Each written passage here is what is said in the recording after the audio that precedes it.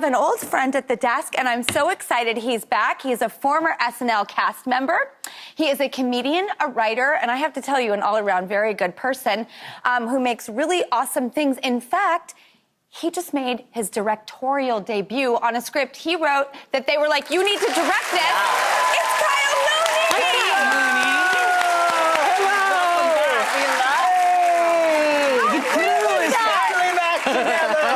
Everybody's been asking for it. I mean, how crazy is this? You developed this project. It's called Y2K. It looks so fun. It's like comedy, horror, time capsule movie, if I may call it that. Yeah. You just decided one day I'm going to write and direct a movie? How did it happen? You know, well, I don't know who here lived during Y2K. Yeah. But yeah. It was disappointing. It was a letdown. Nothing happened, and I think I was sort of always obsessed with that. And then one day, I woke up, New Year's Day, 2019, I had this idea of like, oh, we should make a movie about high schoolers going to a party, and Y2K actually happens. I texted my friend Evan, and now I'm hanging out with Ross and Drew talking about my movie. Well, in honor of your film, Rossi, I believe our headline is Y2K oriented. Yes. Okay, well, first up, get in your DeLorean, because we're going back to the year 2000, everyone. Glam reports Y2K hairstyles are here. Should I say hair to stay? Butterfly clips, crimped hair, face framing tundrels. Remember, look at those pictures. Great. They were so big 24 years ago, and they're still trending today. In fact, we have an audience member. Let's say hi to Tiffany. Hi, Tiffany. Hi. She is rocking a Y2K look. Oh, my God, this brings me back. Oh, my God, the whole velour jumpsuit, the Ugg boots, the butterfly clip. I wanted to wear that to the mall so bad in the year 2000. How do you feel in it? I feel great. I feel like back in time. The butterfly clips are cute. We have some here. I want to put some in. How old were you in Y2K? I graduated in Y2K, so I was 18. All right. I thought you were going to say you were a kid. No. Look, can we look? I put these in Kyle's hair. Look how cute you look. Oh, Kyle. Turn and put. Yeah, show the pretty face to the camera. You guys don't have to do this if you don't want to. No, we insist if you please. want it. We'll just keep going. Kyle's like, no, I really mean it. Yeah, No. don't. No. Doesn't he look pretty? Oh, you're being silly. You look good, Kyle. But I'm going to take them out for you. Okay. Yeah, I don't want you to go home like this. Well, Kyle, I'm hoping maybe you can spread a little insight or tea. Okay. Next up, live from New York, it's the SNL Afterparties.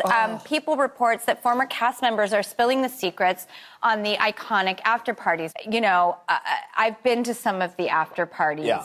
They are legendary. You've all heard of these after parties, right? Where everyone goes after the show. They go until the morning, right? Sunday morning. There's usually like a party after the after party, and the after party starts at like 1:30, and then the after party can usually start at like 4 or 5 in the morning. Yep. But do you remember any highlights? Like, for example, Kristen Wiig is like apparently doing like a dance off with Harry Styles. Yeah, I was there. You for were that. there? You were? I saw that. Who won?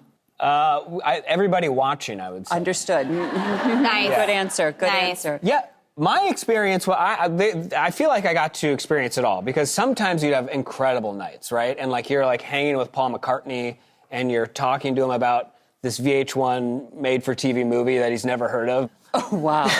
Or you have those nights which say you're meeting an icon, but you also have these nights where you're like bummed because your sketch didn't get on and you're just like housing like ahi tuna tacos. You're like, something will make me feel better. Eat your feelings. So it is, you get it all. You truly, like, it's the gamut of, like, this is awesome, and, like, I gotta go to sleep. Well, will you take our last headline? Yes, while we're please. here? Oh, good. You're up. Next and last, it's time for a Drew debate. You look so confident. Fortune reports Gen Z has settled on an age for when adulthood starts. They say it's no longer 18, but age 30. Most say paying your own bills, putting responsibilities over fun, and moving out on your own are markers of becoming an adult. We asked our audience before the show, does adulthood start at 30? 36% said yes, and 64% said no. I'm with the audience. I didn't feel like a grown-up until I turned 40. RuPaul told me that. Ru said, when you turn 40, that's when life starts. I was like 35 at the time. I was like, I'm already alive. But it was so true. Something about, anybody relate to that? Is that about the time that you felt like a grown-up, or do you yet feel like a grown-up? Well, I too, I now have a daughter myself. She's 1.5.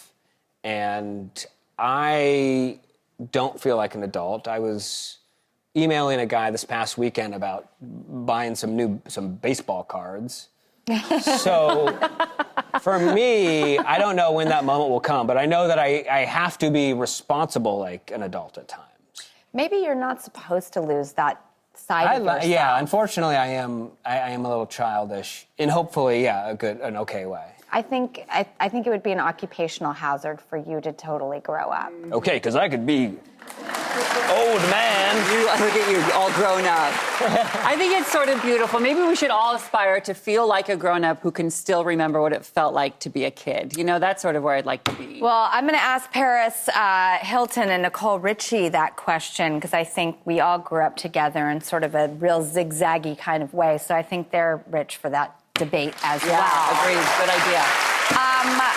Kyle, I'm so excited for your movie. Writing, thank you so much. directing. Oh, stop. What was the thing that surprised you the most about directing? Definitely the decision making, but And they come to you about every single little detail is up to you. yeah, I think it's interesting to me that like even when I was working at SNL and when we made this movie Y2K, one of the things that is still surprising, but maybe shouldn't even be surprising, is that it's the people that are awesome and that make it. It is the artisans, it is the actors, it is all of these folks that are coming together to help you out with this idea and this vision. That is the thing that is like memorable. Do you know what I mean? I love that, because we don't do anything alone. And that's so acknowledging and giving. It really does take a village. There is no I in team. But I think you're a great leader. Oh, thank you. And I'm so excited. Be sure to check out his movie, everybody, Y2K. It's in theaters now. Congrats. And when we come back, Rossi's going to spill the tea with Rossi's Gossy Posse and get their hot takes on being an older woman in a romantic relationship. Okay, I'll be here for that.